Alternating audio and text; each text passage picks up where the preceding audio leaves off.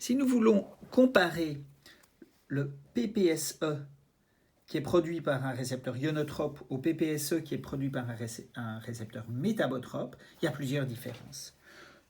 La différence la plus frappante, c'est l'amplitude. Vous voyez que le PPSE du récepteur ionotrope, ici d'un récepteur ionotrope à l'acétylcholine, le récepteur nicotinique, il est de très haute amplitude par rapport à ce qu'on aurait pour un récepteur muscarinique. Deuxième chose, c'est il est très précoce. Celui-là est plus retardé. Vous ne le voyez pas, mais dès que l'acétylcholine se lie au récepteur nicotinique, très vite, on aura un PPSE. Alors que quand l'acétylcholine se lie au récepteur muscarinique, ça va prendre un petit temps avant que les effets se manifestent. Troisième chose, et ça c'est aussi important, donc le plus important c'était l'amplitude.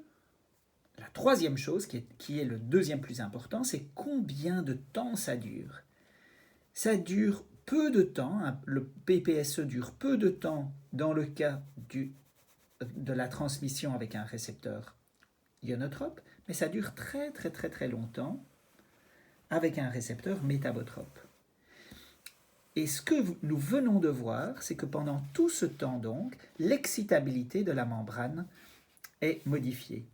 Si, comme dans le cas de ce récepteur muscarinique, c'est une légère dépolarisation qu'on a pendant longtemps, c'est comme si le potentiel de repos n'était pas aussi bas que ça, mais était plus élevé. Et ce sera donc plus facile d'exciter la cellule. La cellule est plus excitable.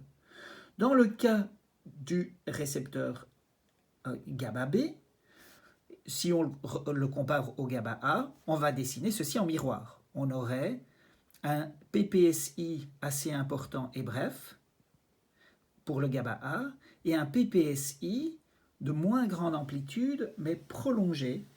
Et on a là aussi une neuromodulation grâce au récepteur métabotrope et une neuromodulation dans le sens de l'inhibition. La cellule est moins excitable.